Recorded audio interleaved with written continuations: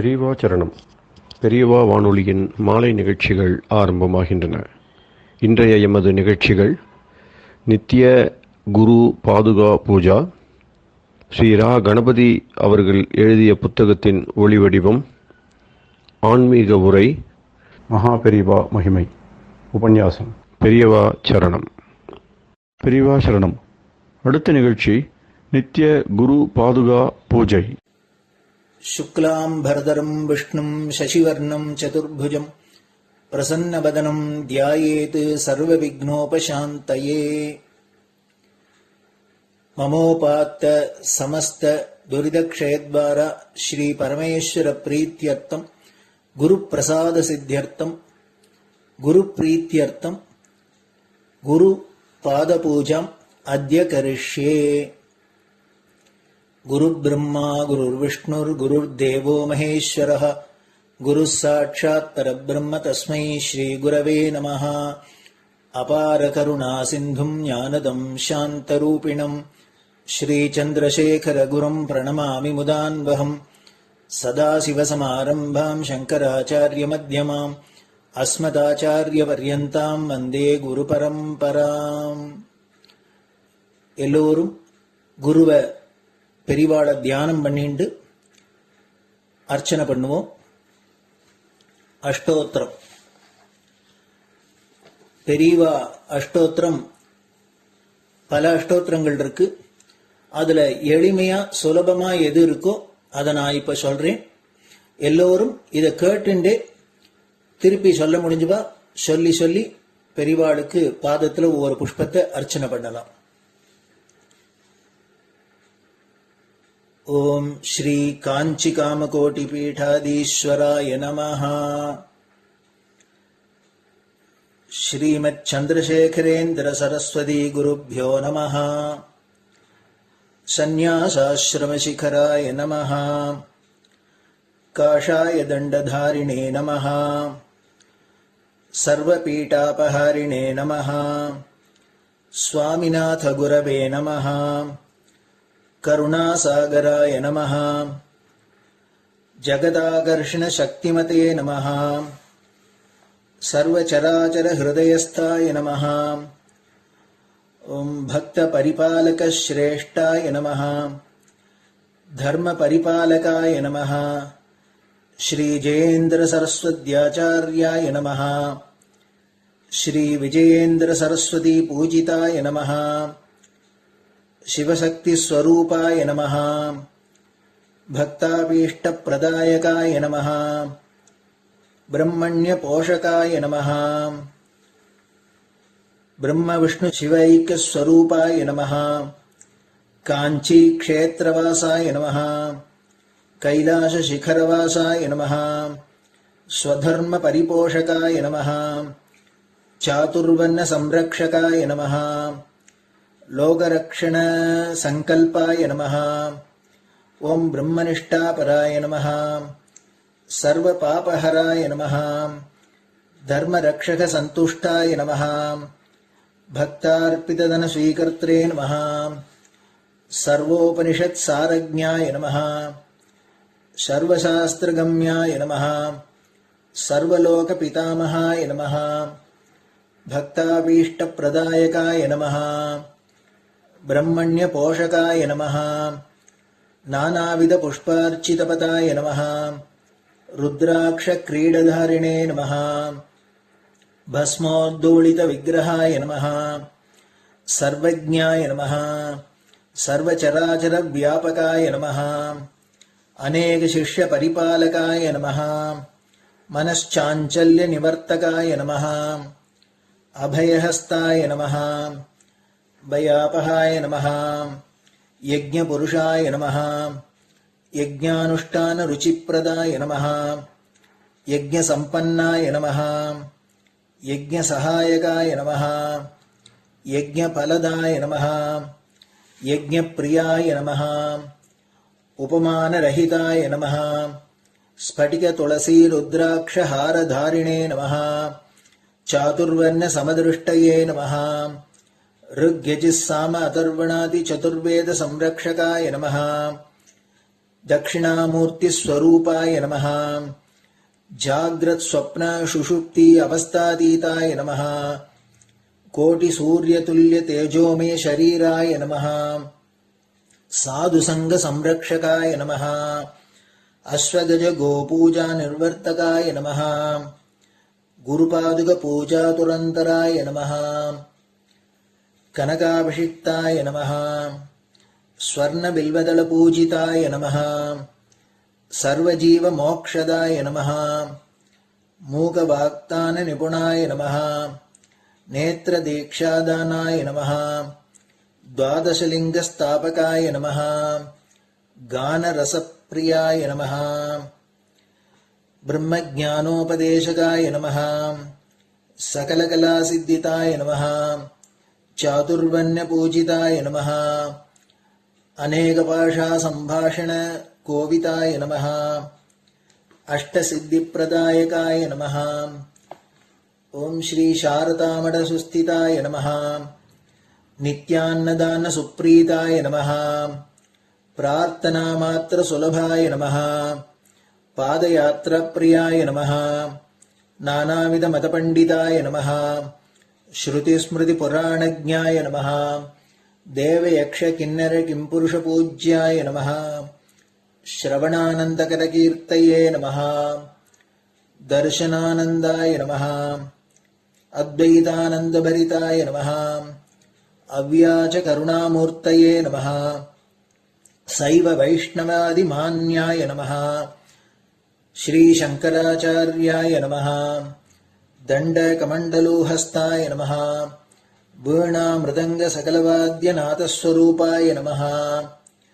रामकथारसिकाय नमः वेदवेदाङ्ग आगमादिसकलकलासतस्प्रवर्तकाय नमः हृदयगुहाशयाय नमः शतरुद्रीयवर्णितस्वरूपाय नमः केदारेश्वरनाथाय नमः अविद्यानाशकाय नमः निष्कामकर्मोपदेशकाय नमः लघुभक्तिमार्गोपदेशकाय नमः लिङ्गस्वरूपाय नमः सालग्रामसूक्ष्मस्वरूपाय नमः कालड्यां शङ्करकीर्तिस्तम्भनिर्माणकर्त्रे नमः जितेन्द्रियाय नमः शरणागतवत्सलाय नमः श्रीशैलशिखरवासाय नमः डमरुकनादविनोदाय नमः वृषभारूढाय नमः दुर्मदनाशकाय नमः आभिचारिकदोषहर्त्रे नमः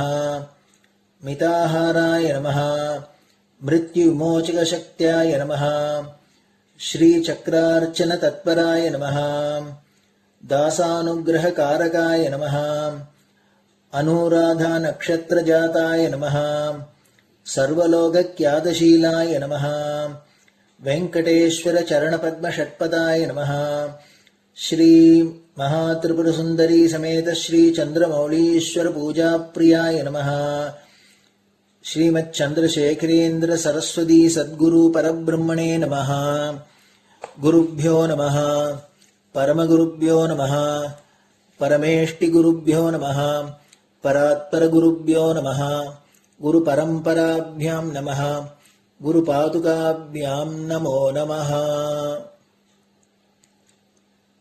அடுத்தது ஊதுபத்தி இருந்தா அதை காமிச்சு தூபம், நெய் தீபம் இருந்தா காமிச்சு அதை நெய் தீபம் தீபம் காமிச்சுட்டு நைவேத்தியம் வெத்தலைப்பாக்கு பழம் இதுலேருந்து ஆரம்பிச்சு அவளுக்கு எது சௌரியமோ அதுபடி நைவேத்தியம் பண்ணலாம். அதுக்கு அடுத்தது கற்பூர ஹாரத்தி பண்ணி எல்லோரும் பிரதட்சிண நமஸ்காரம் பண்ணி பெரியவாள்கிட்ட பிரார்த்தனை பண்ணிண்டு எல்லோரும் க்ஷேமமா இருக்கணும், லோகம் பரம மங்களமா சௌக்கியமா இருக்கணும், எல்லோரும் வியாதி வெக்க இல்லாத ஆயுராரோக்கிய ஐஸ்வர்யத்தோட சாந்தம் அமைதியோட ஞான வைராக்கியத்தோட எல்லோரும் நல்லவர்களாயிருந்து நன்மையை அடையணும்னு பிரார்த்தனை பண்ணி இந்த பூஜையை தினம் செய்யலாம். குரு பிரம்மா குருர் விஷ்ணுர் குருர் தேவோ மகேஸ்வரः குரு சாட்சாத் பரபிரம்ம தஸ்மை ஸ்ரீ குரவே நமஹ. அபார கருணா சிந்தும் ஞானதம் சாந்தரூபிணம் ஸ்ரீ சந்திரசேகர குரும் பிரணமாமி முதான்வகம். சதாசிவசமாரம்பாம் சங்கராச்சாரிய மத்யமாம் அஸ்மதாச்சாரிய பர்யந்தாம் வந்தே குரு பரம்பராம். குரு பாத பூஜை நிறைவடைஞ்சது. பெரியவா சரணம். பெரியவா சரணம். பெரியவா வானொலியில் நேயர்கள் அடுத்து கேட்க இருப்பது ஸ்ரீ ரா கணபதி அவர்கள் எழுதிய புத்தகத்தின் ஒளி வடிவம். அளிப்பவர் ஸ்ரீமதி உமா சங்கர் அவர்கள். தேனினும் இனிய சொல்லான் தீச்சுடர் மேனி கொண்டான் ஊனுயிர்க்கு உயிரதான ஒன்றினைக் கலந்து நின்றான் ஏனினிக் கவலை நெஞ்சே இன்றுனக் அருள் செய்தான் இஞ்ஞானவான் காமகோட்டி நாதனை நம்புவோமே. ஜெய ஜெய சங்கர, ஹர ஹர சங்கர. மகாபெரியவாளின் உபன்யாசங்களை ரா கணபதி அண்ணா தெய்வத்தின் குரல் என்ற பெயரில் 7 பாகங்களாக தொகுத்து அளித்ததின் 6ஆம் பாகத்தின் அடுத்த பகுதி.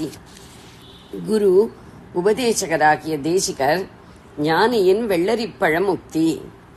இந்திரஜாலமான இந்த துவைத உலகம் அப்படியே வீழ்ச்சியடையும்படியான பிரௌடமான அனுபூதியில் இருக்கும் ஒரு மகான். பிரௌடம் என்றால் முற்றிக் கனிந்தது என்ற அர்த்தம். பிரௌடம் முற்றிக் கனிந்து காம்பையும் விட்டுவிட்டது. ஆனாலும் இந்த இந்திரஜால துவைத்தலோகத்திலிருந்து அவர் இற்று விழுந்தார் என்று சொல்வது கூட அவ்வளவு சரியில்லை. அவருக்கு ஞானம் முற்றிக் கனிந்தவுடன் அவர் என்னமோ இற்று போகிறது, விழுகிறது என்றெல்லாம் கூட பண்ணாமல் அவர் பாட்டுக்கு தன்னுடைய அனுபூதி நிலையில்தான் சகஜமாக இருந்தார். ஆனாலும் தானாகவே துவைத்தலோக மேஜிக் இந்திரஜாலம் அவரை விட்டு அந்தண்டை ஓடிவிட்டது. அதுவாகவே வீழ்ச்சியடைந்து விட்டது. பிரௌட நிஜானுபூதி கழித்த துவைத்தேந்திரஜால. ஆச்சாரியாளின் பிரௌடானுபூதி தொடக்கம். மாயையை விட்டு ஞானி விலகுகிறான் என்றில்லாமல் ஞானியை விட்டே மாயை விலகுகிறது என்ற இந்த விஷயம் திரையம்பக மந்திரத்திலும் சொல்லி இருக்கிறது. பந்தத்திலிருந்து உருவாருகம் மாதிரி விடுபடணும் என்று முக்கண்ணனான பரமேஸ்வரனை பிரார்த்திக்கும் மந்திரம் அது. ரிக்வேதம் மண்டலம் 7:59-12. பந்தம் என்பது சம்சார மாயை, அதுதான் துவைத இந்திரஜாலம். ஊர்வாருகம் என்பது வெள்ளரி பழம் மாதிரி விடுபட வேண்டும் என்றால் என்ன சொல்கிறேன். அந்த பழம் முற்றி கனிந்து பிற்பாடும் மற்ற பழங்கள் மரத்திலிருந்து விழுகிறார் போல விழுவதில்லை. என்ன காரணம் என்றால் அது பழுப்பது காய்ப்பது எல்லாமே மரத்தில் இல்லை, கொடியில்தான். வெள்ளரி என்பது கொடியே தவிர செடியோ மரமோ இல்லை. அந்த கொடியையும் பந்தல் போட்டு படரவிடும் வழக்கம் கிடையாது. முழுக்க பூஸ்பரிசம் இருந்தால்தான் அந்த கொடியின் வளர்ச்சிக்கு நல்லதென்பதால் நிலத்திலேயே தான் படரவிடுவது. அதனால் என்னவாகும் என்றால் ஒரு வெள்ளரிக்காய் நன்றாக கனிவதும் நிலமட்டத்தில்தான், உஷரக்க ஒரு கிளையிலோ பந்தலிலோ இல்லை. இப்படி பழம் முற்றி கனிந்தவுடன் காம்பு தானே இற்று போய்விடும். ஆனாலும் பழம் இருந்த இடத்திலேயே தான் இருக்கும். ஏனென்றால் அதுதான் விழ முடியாமல் நிலமட்டத்திலேயே இருக்கிறதே. குடிபாட்டுக்க படர்ந்து கொண்டே போகும். அப்போது பழம் எந்த இலைப்பாகத்தோடும் காம்போடும் ஒட்டி கொண்டிருந்ததோ அவையும் அந்தண்டை நகர்ந்து போய்விடும். அதாவது காம்புதான் இதை விட்டு விலகிற்றே தவிர இது விலகுவது விடுபடுவது என்ற காரியத்தை கூட பண்ணுவதில்லை. இதே போலத்தான் ஞானி சம்சார பந்தத்திலிருந்து விடுபடுவதென்பது. அது ஒரு விருட்சம் மாதிரியும் இவன் அதில் முற்றி பழுத்து விழுவது மாதிரியும் இல்லை. ஞானத்தில் அவன் பழுத்த பழமான பின்னும் தான் பாட்டுக்கு இருந்தபடியேதான் இருப்பான். வெளியிலே காரியம் பண்ணினாலும் உள்ளே அசலமாக சலனமே இல்லாமல் தான் இருப்பான். சம்சாரத்திலிருந்து விடுபட்டு அப்புறம் மோட்சம் என்று எங்கேயோ ஒரு லோகத்திற்கு போவது என்ற காரியம் அவனுக்கில்லை. துவைதிகள்தான் அப்படி எங்கேயோ உள்ள ஒரு மோட்சத்திற்கு போவது. அத்வைத ஞானி இங்கேயே இந்த லோகத்திலேயே சரீரத்திலே இருப்பதாக தெரியும் போதே ஆத்ம சாட்சா்காரம் பெற்றவன். அதுதான் விடுபட்ட நிலையான மோட்சம் என்பது. விடுபட்ட என்றாலும் இவன் ஒன்றும் விடுபடும் காரியம் பண்ணவில்லை. இவன் பண்ணியது ஆத்மாவே குறியாக விசாரம் செய்ததுதான். அதனால் சாட்சாத்காரம் வந்து தான் ஆத்மாவே என்று தெரிந்து கொண்டு அதுவாகவே இருப்பான். அப்போது பந்தம், சம்சாரமாயே என்பது அதுவே கத்தரித்து போய்விடும். துவைத்தம் நகர்ந்து ஓடிப்போய்விடும். வெள்ளரிப்பழம் பூமியிலேயே இருப்பது போல இவனும் லோகத்தில் முந்தி எங்கே இருந்தானோ அங்கேயே ஜீவன் முக்தன் என்ற பெயரில் தொடர்ந்தும் இருந்து கொண்டிருப்பதாக தெரியும். ஆனாலும் லோகத்தில் தனி ஜீவ மனசின் வாழ்க்கை என்று வேரோடி படர்ந்திருந்த ஒரு கொடியோடு இவனுக்கு முந்தி இருந்த பிணைப்பு இப்போது கத்தரித்து போயிருக்கும். இவனாக விடுபடாமலே இவனை விடுவித்துவிட்டு அது ஓடிப்போயிருக்கும். இதுதான் வெள்ளரிப்பழ முக்தி. இது வழக்கமாக நான் சொல்வது. இதை கேட்டுவிட்டு இதற்கு மேலேயும் ஒரு வித்வான் ஒன்று சொன்னார். ஆனால் மேலே என்று இதோடு சேர்த்து கொள்ளும்படியாக அவர் சொல்லவில்லை. நான் சொன்ன மாதிரியே வெள்ளரிப்பழ முக்தி என்பதற்கே இன்னொரு வித எக்ஸ்பிளனேஷனாக அவர் நினைத்து வந்ததைத்தான் சொன்னார். அது என்னவென்றால், பழுத்த பழமாக இருந்த இடத்திலேயே கிடக்கும் வெள்ளரி அப்புறம் ஒரு நாள் படால் என்று வெடித்து என்ன ஆச்சு, எங்கே போச்சு என்றே தெரியாமல் போய்விடுகிறதல்லவா. மற்ற பழங்கள் மாதிரி அது அழுகி துர்க்கந்தம் பிடித்து புழுத்து அற்றுப்போவதில்லை ஒல்லியோ. இப்படித்தான் ஞானம் என்பது ஒரு பிளாஷில் வந்தவுடனேயே மாயை அப்படியே பட்டென்று வெடித்து போய்விடுகிறது. கொஞ்சம் கொஞ்சமாக அழுகி கிழுகி அவிந்து போகாமல் ஒரே போட்டில் போன இடம் தெரியாமல் போய்விடுகிறது என்று தாம் அந்த மந்திரத்தை புரிந்து கொண்டு மற்றவர்களுக்கும் எக்ஸ்பிளைன் பண்ணி வந்ததாக அவர் சொன்னார். இருந்த இடத்திலேயே முக்தி என்று இதை நீங்கள் எக்ஸ்பிளைன் பண்ணி இருப்பதே இன்னும் பொருத்தம் என்று இப்போது தெரிகிறது. பந்தத்திலிருந்து விடுதலை என்று மந்திரத்தில் வருவது சம்சார கொடி பழத்தை விட்டு விலகி அதற்கு விடுதலை தருவதற்கே பொருத்தமாயிருக்கிறது. பழம் வெடிப்பதை விடுபடுவது என்பது அவ்வளவு பொருத்தமாகத்தான் இல்லை என்றார். அவர் அப்படி சொன்னாலும் எனக்கு அவர் நினைத்து வந்த விளக்கத்திலும் பாயிண்ட் இருப்பதாகப்பட்டது. சற்று சித்தை யோசித்து பார்த்து நான் சொன்னதை அப்படியே வைத்துக்கொண்டு அதற்கு மேலே அவருடைய அடிப்படை பாயிண்டை வெள்ளரிப்பழம் வெடித்து போய்விடுவதை வேறே மாதிரி அர்த்தம் பண்ணி சேர்த்து நான் சொன்னது ஜீவன் முக்தி, அவர் சொன்னது அதற்கப்புறம் வரும் விதேக முக்தி என்று கம்ப்ளீட் பண்ணினேன். லோகத்தில் ஒருத்தன் இருக்கிற மாதிரி தோன்றும் போதே ஞானம் வந்து மாயை விலகி தனி மனசின் வேலை அடங்கி போய் ஆத்மானுபவத்தில் இருந்து கொண்டிருப்பதுதான் ஜீவன் முக்தி. லோகமாயை இவனிடமிருந்து அப்போது கத்தரித்து போய்விடுவதைத்தான் வெள்ளரி கொடி பழத்திலிருந்து கத்தரித்து கொண்டு ஓடுவதற்கு ஓமித்தது. அதாவது என் எக்ஸ்பிளனேஷன். இப்படி லோகமாயை போனாலும் அந்த ஜீவன் முக்தனுக்கு சரீரம் இருக்கிறது. அவனுக்கு சரீர பிரஜை இல்லாவிட்டாலும் நாம் பார்க்கிறதற்கு சரீரம் என்று ஒன்று தெரியத்தானே செய்கிறது. பிராரப்த கர்மா தீர்கிறவரை அதன் பலனாக பல பேர் அவனை தூஷிப்பது, வியாதி வைக்கப்படுவது, நல்லாரோக்கியம் காண்பது முதலானவற்றுக்கு ஆஸ்பதமாக அந்த சரீரம் இருக்கிறது. மனசிலே அவன் இவற்றுடைய நல்ல கெட்ட பாதிப்பு எதையும் அனுபவிக்காவிட்டாலும் கர்ம தர்மத்திற்காக அந்த சரீரமாவது அவற்றுக்கு டார்கெட்டாக, இலக்காக பிராரப்தம் தீர்ந்து முடியும் வரை இருந்து கொண்டுதான் இருக்கும். ஞானி பிராரப்தம் பற்றி வேறு அபிப்பிராயங்கள் இருந்தாலும் பொதுவான அபிப்பிராயம் இதுதான். அதையே வைத்துக்கொண்டு சொல்கிறேன். கொடியிலிருந்து பிரிந்த பின்னும் வெள்ளரிப்பழம் தன்னுடைய ரூபம் இருக்கிறபடியே இருப்பது போல லோகபந்தம் போன அப்புறமும் ஜீவன் முக்தன் ஒரு சரீரத்தோடு இருந்து கொண்டிருக்கிறான். பிற்பாடு ஒரு நாள் அவனுடைய பிராரப்தம் முழுசாக தீர்ந்து போகும் நாள் வரும்போது அவனுடைய சரீரம் மரணமடைகிறது. அதுதான் விதேக முக்தி. தேகத்தில் இருந்து கொண்டே அவன் மாயை விலகி ஆத்மாவை அனுபவித்து வந்தது ஜீவன் முக்தி. அப்போது மனசின் பந்தம் போனாற் போலவே இப்போது தேக பந்தமும் போய் மரணம் ஏற்படுவதால் இது விதேக முக்தி. ஞானியான அப்புறமும் அவனுக்கு இருந்த பிராரப்த கர்மா இப்போது அடியோடு இல்லாமல் வெடித்து விட்டது. அந்த வித்வான் நினைத்த மாதிரி இல்லாமல் இதிலும் வெடிப்பதிலும் பந்த மோச்சனம் இருக்கிறது. பழத்தை அதன் ரூபம் பந்தப்படுத்தத்தானே செய்கிறது.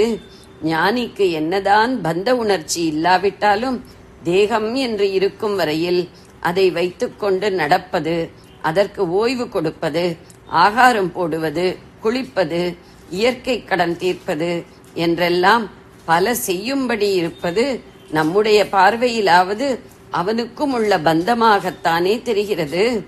மரணம் என்று நமக்கு தெரியும். அவனுடைய விதேக முக்தியிலேயே இந்த தேகபந்தம் போகிறது. நமக்கெல்லாம் இந்த ஸ்தூல தேகம் செத்த அப்புறமும் சூக்ஷ்ம தேகம் இருக்கவே செய்யும்.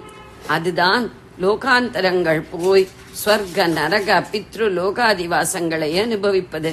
அப்புறம் மறுபடி இன்னொரு ஜென்மாவில் இன்னொரு தேகத்தில் புகுந்து கொள்வது. ஞானிக்கு இப்படி சூக்ஷ்ம சரீரம் என்று ஒன்றில்லை. லோகாந்தர பிராப்தி, புனர்ஜென்மா ஆகியவை இல்லாமல் இந்த தேகத்தின் மரணத்தோடேயே சகலமும் முடிந்து போகின்றன. நமக்கு அவை ஏற்பட காரணம் கர்மபந்தமே. கர்மாவினாலேயே அதற்கேற்றபடி ஸ்வர்க நரகம் போவது, மறுபடி பிறப்பது என்று நமக்கு ஏற்படுகிறது.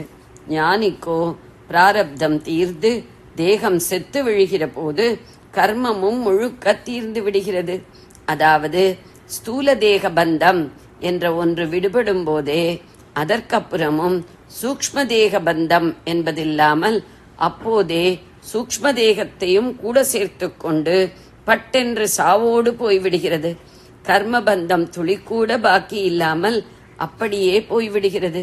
இப்படி ட்ரேஸ் கூட இல்லாமல் அவை பட்டென்று போய்விடுவதற்கு வெள்ளரிப்பழம் பட்டென்று வெடித்து என்னவாச்சே என்று தெரியாமல் மறைந்து விடுவது சரியான உபமானம்தானே.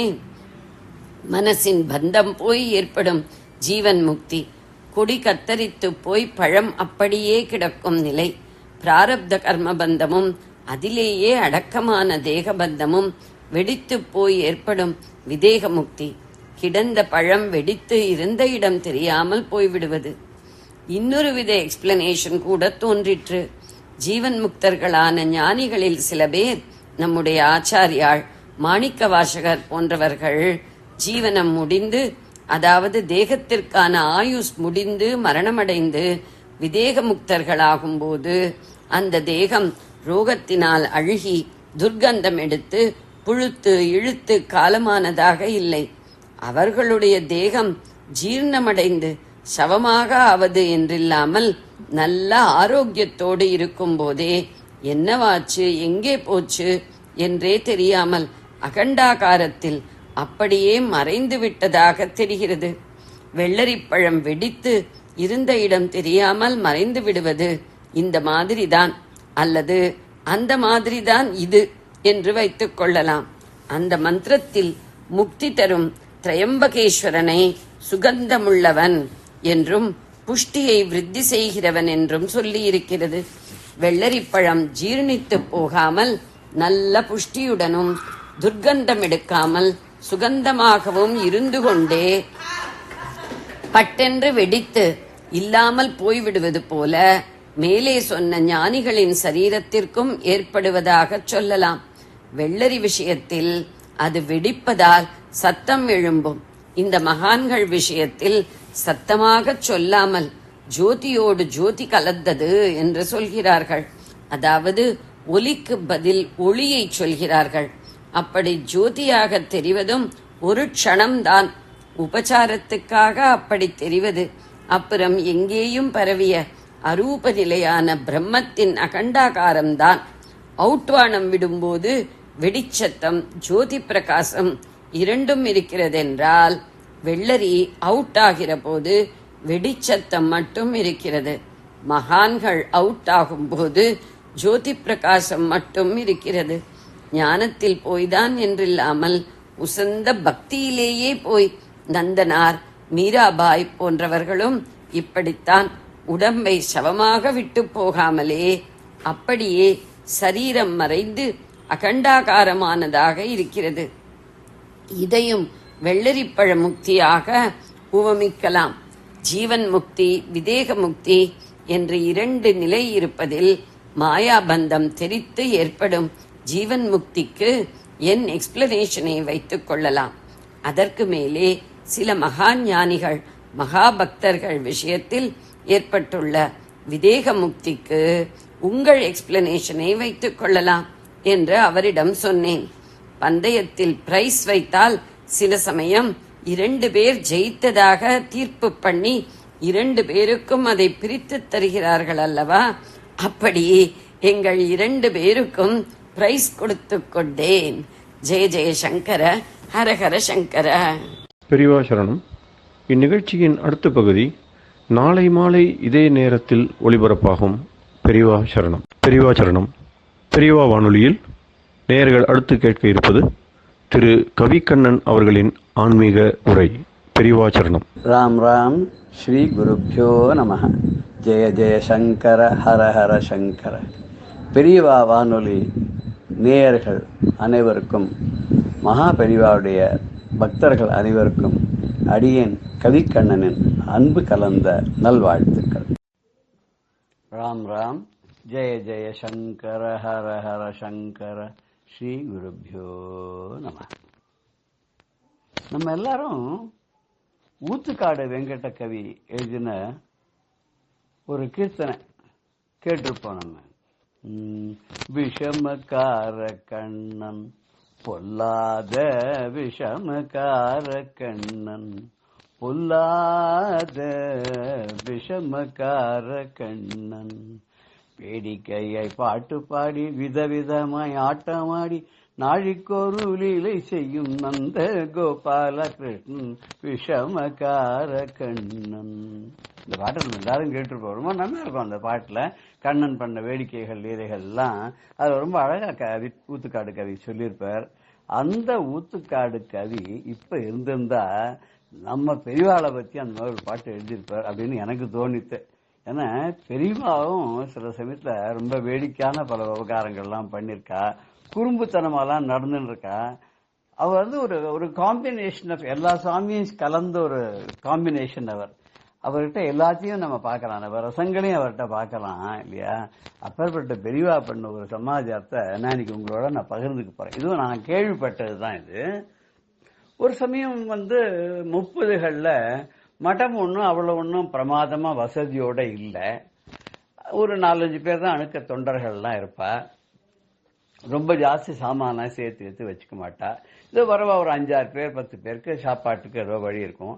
பெரியவா அப்பெல்லாம் என்ன பண்ணுவாங்கன்னா சஞ்சாரமா ஆரம்பிச்சு ஒரு கிராமமா போயிட்டு எல்லா இடத்துக்கும் எங்க முடியுமோ எங்க வசதிப்படுமோ அங்க தங்கிட்டு பூஜை புனஸ்காரத்தை எல்லாம் பண்ணிட்டு சந்திரமௌடீஸ்வரி கூட அழைச்சிட்டு அப்படி கிளம்பி போயிட்டே இருப்பா. இப்படி போயிட்டு ஒரு கிராமத்துல கொஞ்ச நாள் இருப்பா. அந்த கிராமத்துல வசதிகள்லாம் நன்னா இருந்ததுன்னா போவா, இல்லைன்னா சில கிராமத்துக்கு போவே மாட்டா. ஏன்னா எல்லாரும் அங்க போலாம், தங்கலாம், வசதியான கிராமம் சொல்லுவா. பெரியவாளுக்கு என்னவோ தோணும் அந்த கிராமத்துக்கு போக வேண்டாம் அப்படின்னு தோணும். ஏன்னா அங்க ஏதாவது வயசானவா வந்து இப்போவோ அப்போன்னு இருக்கிற நிலைமை இருக்கலாம், இல்ல வறட்சி இருக்கலாம், மழை பெஞ்சு மழை இல்லாத இது மாதிரி ஏதாவது உபத்திரங்கள் இருக்கலாம், நோய் நொடிகள் யாருக்கா வந்துருக்கலாம். அதனால பூஜை தடைப்பட்டு போயிடக்கூடாது, கேம்ப் அங்க போய் இருக்கும்போது ஏதாவது பூஜைக்கு இடைஞ்சல் வந்துடக்கூடாது அப்படின்னால பெரியவாசம் ரொம்ப சாத்துரியமா அதை வந்து அது காதிலேயே வாங்கிக்காத மாதிரி பேசாத இருந்துருவா, இல்ல அந்த ஊரை ஸ்கிப் பண்ணி கூட போற வந்து. ஒரு சமயத்துல பெரியவா என்ன பண்றான்னாக்க ஒரு ஊர்ல இருந்து இன்னொரு ஊருக்கு இப்படி போயிட்டே இருக்கா. எங்க போறா, எங்க தங்க போறா, உத்தருக்கு யாருக்கும் ஒன்னும் தெரியல. எல்லாரும் ஜெய ஜெய சங்கர, ஹர ஹர சங்கரன்னு சொல்லிட்டு போயிட்டு இருக்கா. முன்னாடியும் பின்னாடியும் போயிட்டு இருக்கா. ரொம்ப நெருக்கமான மாத்திரம் கூட பெரியவாளோட போயிட்டே இருக்கா. அப்போ ஒரு சார் ராத்திரி கிட்டத்தட்ட 10 மணிக்கு மேல ஆயிடுச்சு. ஒரு கிராமம் எல்லாரும் அது ஒரு அக்ரஹாரம் வழியா போயிட்டு இருக்கிற போது எல்லாரும் அவவா கதவெல்லாம் சாத்தின்னு படுத்துட்டா. பெரியவா உடனே ஒரு சமிக்கை காமிச்சு இங்க ராத்திரி தங்கிட்டு காத்தால நம்ம மேல கிளம்பலாம் அப்படின்னு அவவா ஒரு திண்ணைகளை பார்த்து அந்தந்த திண்ணைகளை ஏத்த வீட்டுல பக்கத்து வீட்டுல அப்படின்னு ஒரு திண்ணைகள்ல அவவா ரெஸ்ட் எடுத்துக்க ஆரம்பிச்சா. பெரியவாவுடைய மேனாவை அப்படியே கொண்டு போய் ஒரு பாட்டி வீட்டு வாசு திண்ணையில வந்து ஓரமா வச்சுட்டா. பெரியவா அந்த மேனாக்குள்ள முடங்கி வழக்கம் போல இருந்துட்டா.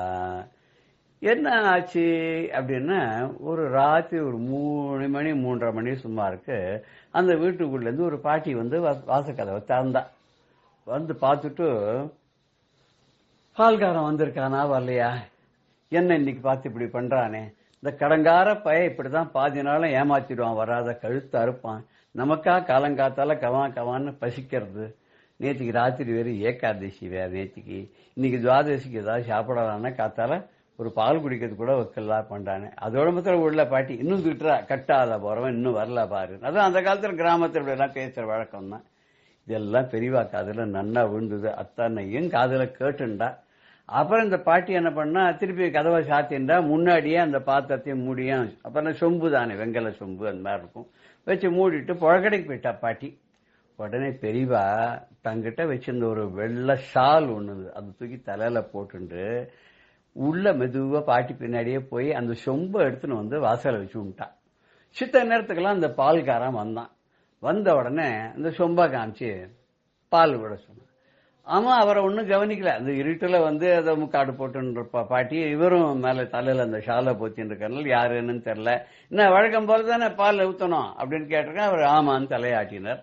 அந்த பாலை வாங்கிட்டு திருப்பி மெதுவா கதவை தந்து உள்ள போய் அந்த மித்தத்துல ஒரு ஸ்டூல் இருந்து அந்த ஸ்டூல் மேல இந்த பாதில வச்சுட்டு மூடிட்டு திருப்பி சத்தம் காட்டாது வந்து மேனாக்குள்ள உட்காந்துட்டார்.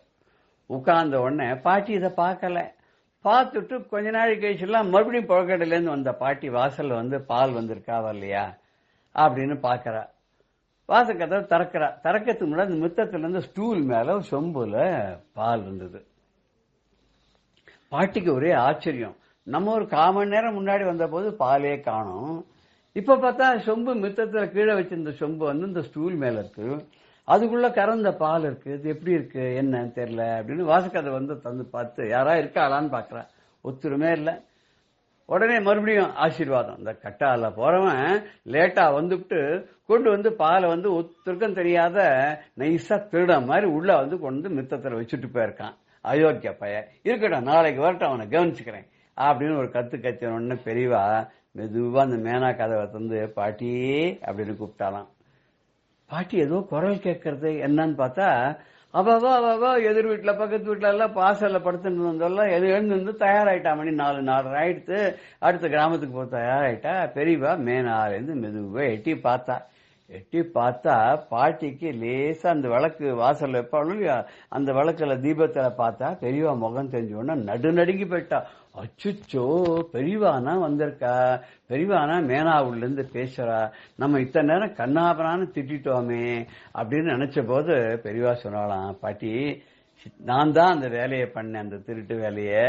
நீ வந்து கதவை திறந்து பாத்தியா, பார்த்துட்டு பால் காலம் வரலன்னு உடனே கண்ணாபனான்னு திட்டினியா, கட்டால போறவன் கடங்காரன்லாம் திட்டினியா. அந்த கடங்காரன் அந்த கட்டால போறவன் வேற யாரும் இல்ல, நானே தான். நீ உள்ள போனோடனே நானும் பின்னாடியே வந்தேன். நீ மித்தத்தில் வச்சிருந்த சொம்பு அலம்பி வச்சிருந்த, அதை நானே எடுத்துட்டு வந்து வெளியில வந்தோடனே பால்காரன் வரும்போது பாலை வாங்கி கொண்டு போய் திருப்பியும் கொண்டு வந்து நானே தான் உள்ள வச்சுட்டு வந்தேன். இது தெரிஞ்சதோ உனக்கு? நீ என்ன பார்க்கல, ஆனா நான் உன்னை பார்த்துட்டே இருந்தேன். நீ உள்ள போயிட்டு வரத்துக்குள்ளே நானும் ரகசியமா வந்து திருட்டுத்தனமா இந்த சொம்பை எடுத்துன்னு வந்து பாலையும் வாங்கிட்டு போய் திருட்டுத்தனமாவே வந்து உள்ளுக்குள்ளையும் வச்சுட்டு நான் வந்துட்டேன். தெரிஞ்சதோ இப்ப யார் பண்ணான்னு? சித்த முன்னாடி சொன்னியோல கட்டால போறவான்னு, அந்த கட்டால போறவன் நான் தான். கடங்காரம் சொல்லணும், ஊரெல்லாம் நான் தானே கடன் வாங்கியிருக்கேன், எல்லாரும் கொடுக்குற பணத்தை எல்லாம் நான் தானே வாங்கி மடத்துக்கு செலவு பண்றேன், நான் கடங்காரம் தானே. கட்டால போறவன் திட்டினியே, அதுவும் கரெக்ட் தான். இந்த மரக்கட்டையில அமைஞ்ச இந்த மேனாக்குள்ள தானே நான் உட்காந்து பிரயாணம் பண்றேன். நான் நடந்து போகும்போது காலில் போட்டுன்னு போற செருப்பு கூட கட்டை தானே, நான் கட்டை மேலதானே போறேன். நீ சரியாதான் சொல்லுங்க, நீ ஒன்னும் வருத்தமே பட வேண்டாம். நீ சொன்னது எல்லாம் ரொம்ப கரெக்டா உச்சிதமா தப்பே இல்லாத நேர்மா நியாயமா தான் சொல்லியிருக்க அப்படின்னு சொல்லிட்டு பெரியவா நன்னாரு, சேமமாரு, எந்த குறையும் இல்லாத சௌக்கியமாரு அப்படின்னு சொல்லி பெரியவா ஆசீர்வாதம் பண்ணிட்டு நாங்க அடுத்த கிராமத்துக்கு போறோம். அவ எல்லாரும் ஊர் ஜனங்கள்லாக்குள்ள எழுந்துட்டா. எந்த ஆஹாஹா, நேற்று ராத்திரி முழுக்க பெரியவா நம்ம ஊர்ல தங்கியிருக்கா, இந்த மாதிரி விளையாட்டு வேடிக்கையெல்லாம் வேற பண்ணிருக்காளே பெரியவா, எவ்வளவு பெரிய அனுகிரகம். எல்லாரும் காலில் விழுந்து பெரியவா இந்த ஊர்லயே நீங்க கொஞ்ச நாள் தங்கணும் அப்படின்னு சொல்லி எல்லாரும் கேட்டா. பெரியவா சொல்லிட்டா, இல்ல ஒரு ராத்திரி தான் இங்க தங்கறதா, அது கூட இங்க தங்கறதா ஒரு பிளான் இல்ல, இந்த பக்கமா போகணும்னு தோணிட்டு போகும்போது ரொம்ப ராத்திரி ஆயிடுச்சுன்னு சொல்லி எல்லாரும் படுத்துன்னு விட்டேன். சரி ஒத்தரையும் தொந்தரவு பண்ணாத எல்லாரும் அவ வீட்டு வாசல்ல இருக்கிற திண்ணையில படுத்து விட்டு காத்தால எழுந்து போகலான்னு சொல்லி தான் கிளம்புறதுக்கு ஏற்பாடு பண்ணியிருந்தோம். அதுக்குள்ள இப்படி ஒரு நிகழ்வு நடக்கணும்னு அந்த சந்திரமௌலீஸ்வரர் நினைச்சிருக்கார் போல் இருக்கு, இந்த காமாட்சியுடைய எண்ணம் போல் இருக்கு. அதான் எப்படி நடந்தது. அப்ப எல்லாரும் சந்தோஷமா சௌக்கியமா நன்னா குறையே இல்லாத இருங்கோ. நான் இங்கேருந்து அடுத்த ஊருக்கு நான் கிளம்புறேன். வேற ஒரு கிராமத்துல அங்கதான் ஒரு 3 நாளைக்கு கேம்ப். யாருக்கெல்லாம் முடியுமோ நீங்க எல்லாம் அங்க தரிசனம் பண்ணலாம் வாங்க சந்திரமௌலீஸ்வரர் அப்படின்னு சொல்லிட்டு மெதுவா அங்கிருந்து கிளம்பிட்டாலாம். இது ரொம்ப நாளைக்கு எல்லாரும் பேசி மகிழ்ந்து போனாலாம். பாட்டிக்கு மாத்திரம் மனசு ரொம்ப வேதனையா ஆயிடுதான். அடாடாடாடா பெரியவாளை போய் நம்ம இப்படி திட்டோமே, பெரியவாளை போய் இப்படி திட்டோமேன்னு. அப்புறம் எல்லாரும் சொன்னாலாம், பாட்டி பெரியவாளே அது பெருசுப்படுத்தல, நீ ஏன் அதை போய் பெருசா பண்ற? பெரியவா என்ன சொல்றா, நீ ஒன்னும் பெரியவா பண்ணான்னு சொல்லி பெரியவாளை திட்டலையே, நீ பால்காரனை தானே திட்டினே. நீ பால்காரனை திட்டினது பெரியவா தனக்கு அப்ளை பண்ணிவிட்டா. வேடிக்கை பண்றக்கா, வேடிக்கை வினோதம் இதெல்லாம் பண்றது பெரியவாளுக்கு ரொம்ப சகஜம். உங்ககிட்ட விளையாடி இருக்கா பெரியவா. இந்த பாக்கியம் எத்தனை பேருக்கு கிடைக்கும்? எப்படி யசோதை கிட்ட கிருஷ்ணன் விளையாடினானோ அது மாதிரி நம்ம பெரியவாளும் உங்ககிட்ட விளையாடி இருக்கா. இது ஒரு பெரிய பாக்கியமா நினைச்ச சந்தோஷமா இரு. உனக்கு இனிமே பிறவியே கிடையாது. பெரியவா உனக்கு முக்திக்கு வழியை காமிச்சிட்டு போயிருக்கா. சரியா, நன்னாரு, சந்தோஷமா இரு, வருத்தப்படாதே அப்படின்னு சொல்லிட்டு எல்லாரும் போனா.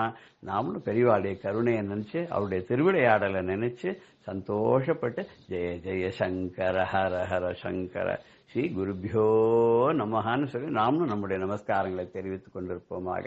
ராம் ராம். பெரியவா சரணம்.